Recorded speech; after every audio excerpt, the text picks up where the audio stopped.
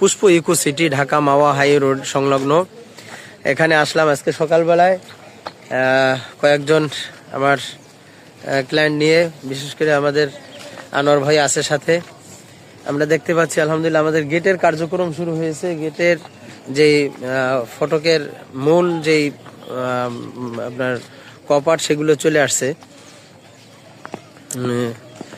ডিভাইডেও গাছ লাগানো হয়েছে আলহামদুলিল্লাহ।